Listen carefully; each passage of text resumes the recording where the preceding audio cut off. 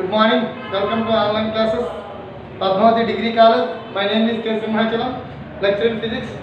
Today we discuss spherical aberration by a plane refracting surface. Spherical aberration by a plane refracting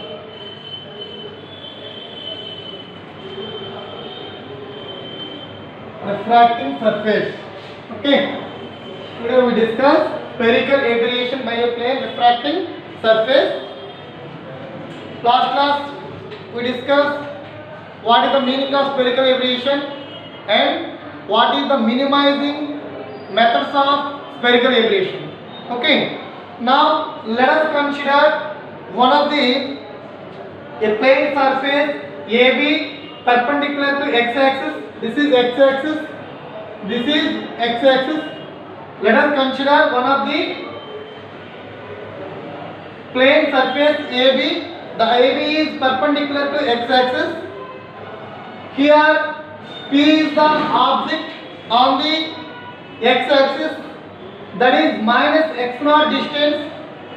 When the P is the incident ray, the incident on the AB, and after that the refracted ray is QR. That is said to be the angle, small r is said to be emergent ray. This AB plane surface is deviated or separated two mediums, that is one of the mu2 medium and mu1 medium, that is refractive indices or indexes mu2 and mu1, that is the mediums. So these two mediums are separated by a plane surface AB. Here mu2 is greater than mu1. Okay, now here P1 is the image. That P1 image is formed by the object of P. So here the PQ incident ray, that is the emergent ray, is formed as that image. That image is formed by the object of P. Okay, so here now we form OQP, one of the right angle triangle, and OQP1 is one of the right angle triangle. So here P1 image is formed from the origin, the distance minus x1, and the object P at minus x0 from the origin O. Okay, so now we see here the image incident ray at height h. So therefore now here from the figure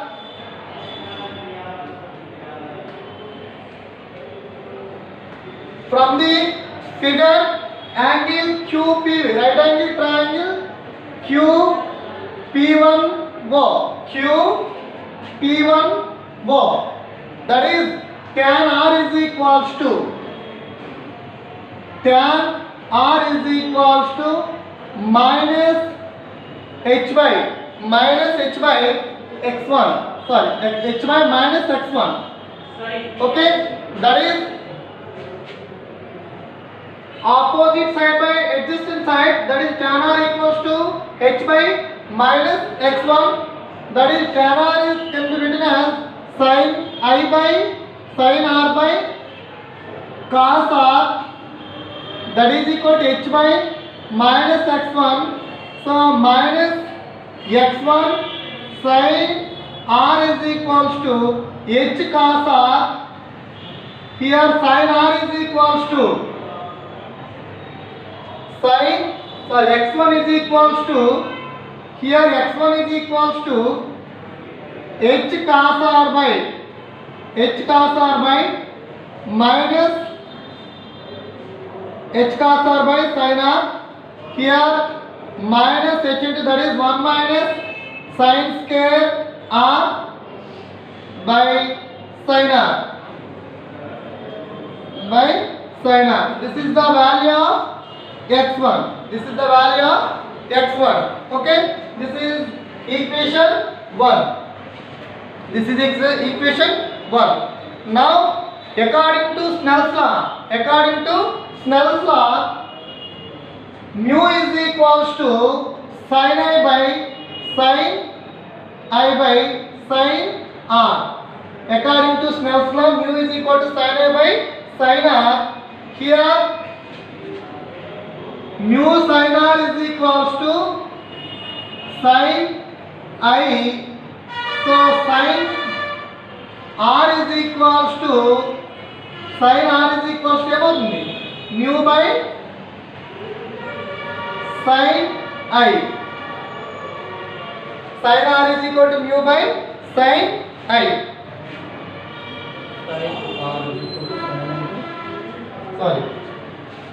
Here sin R is equals to sin I by mu. Sin I by mu. So this is equation 2. The equation 2 is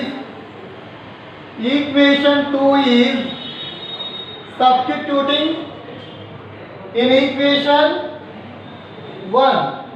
We get what is the value of equation 1?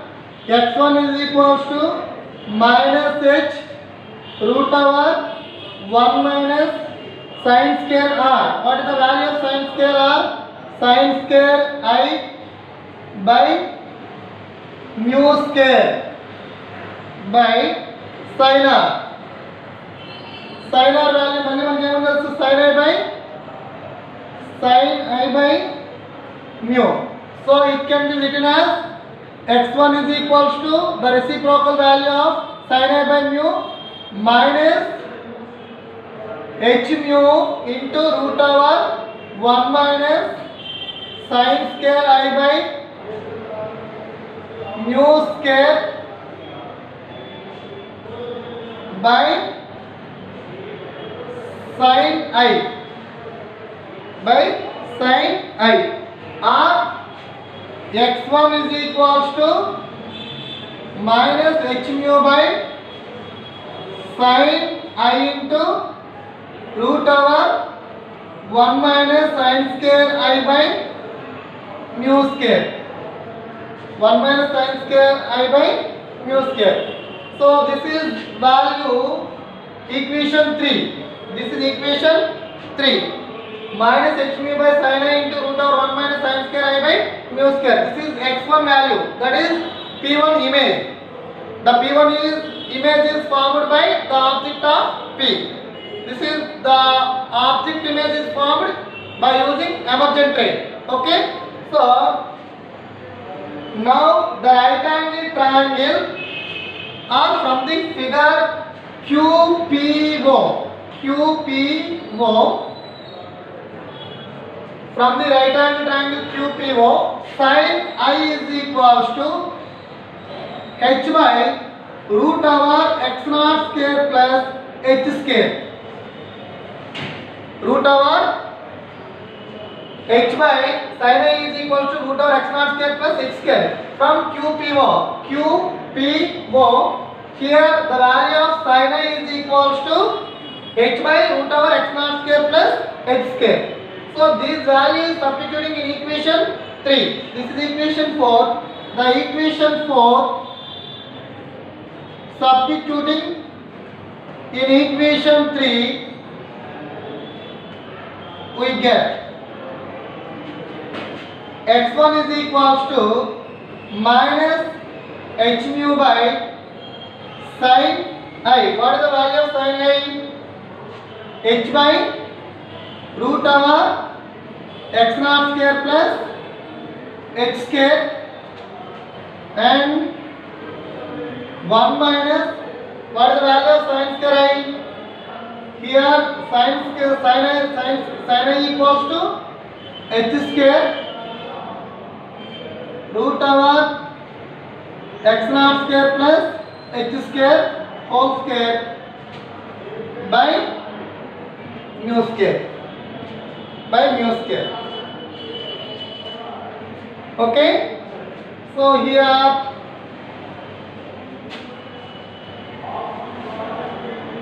x1 is equals to minus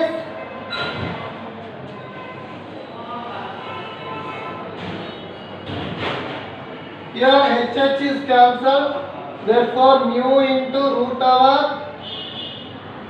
x naught square plus h square, that is root over 1 minus h square mu square into x naught square plus h square whole square. Okay, so here equation 1. Let us see.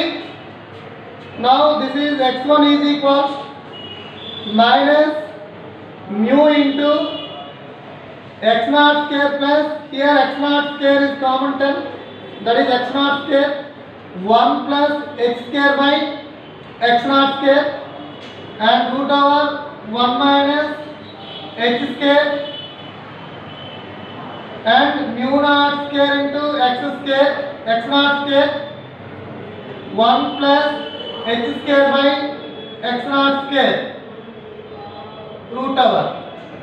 So here x1 is equals to minus mu x naught square, here 1 by 2, why? Because root is eliminated, 1 plus x square by x naught square whole power 1 by 2 and 1 minus root over 1 minus h square by mu naught square x naught square into 1 plus h square by x naught square whole power minus 1 by 2 or minus 1 minus 1. So this value can be written as, that is x1 is equals to ఆ value ఇక్కడ తీసుకోండి. x1 is equals to minus mu x naught square plus into 1 plus h square by x naught square and root over 1 minus h square by x naught square mu square 1 minus 1 plus h square by x naught square whole power minus 1 whole power minus 1 అంటే ఈ value ఇక్కడ తీసుకొని వస్తున్నాము.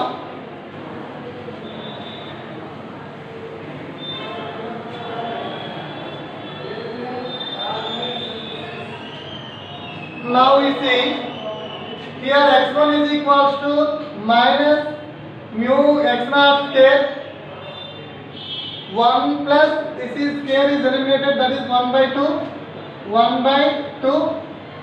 and 1 plus h square by x naught square whole for 1 by 2 and 1 minus h square by x naught square mu square into 1 plus h square by x naught square whole for 1 whole to the power of 1 by 2.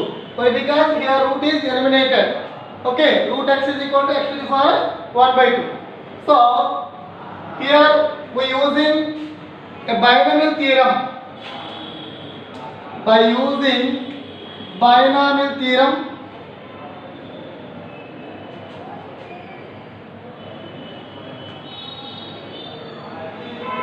how can you write by using binomial theorem?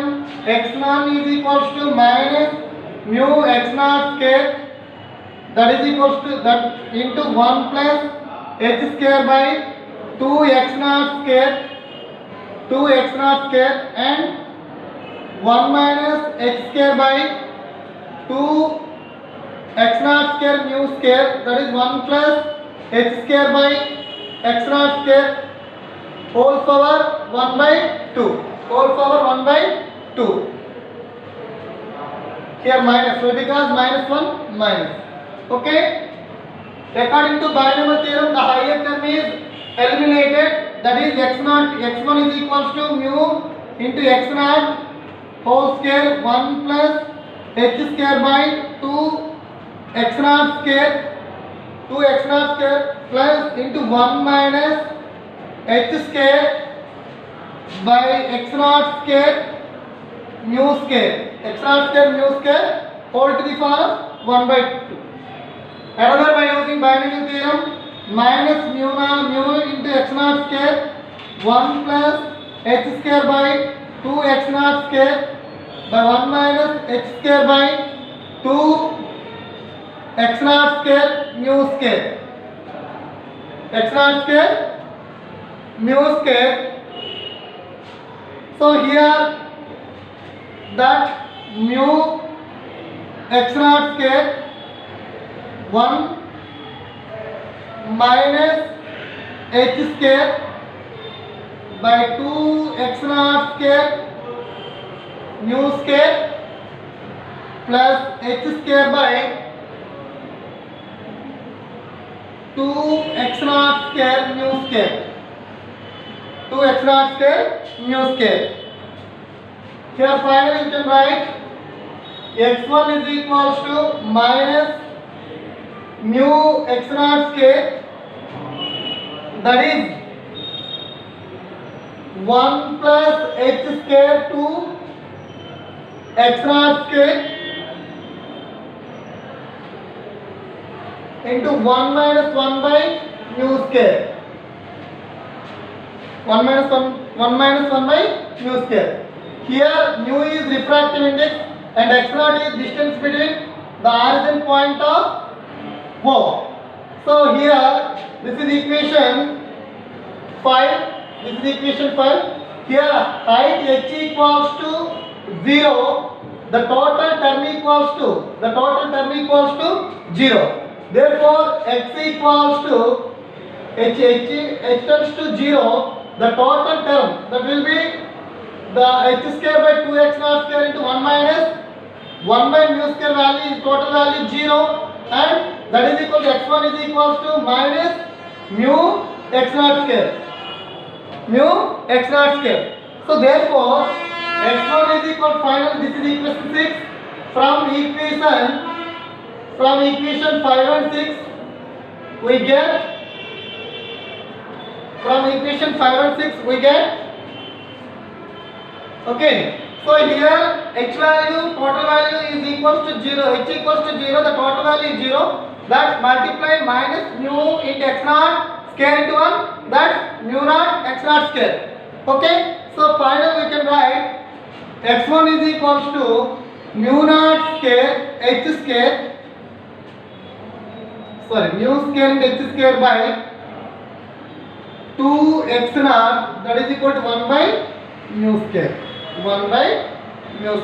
So this is the image distance. The image distance is formed by using this formula. To find the spherical aberration, a plane of a refracting surface. Okay. Next class we will discuss by using a two-plane convex lens, and after that how to change the spherical aberration. Okay. Thank you one and all. Equation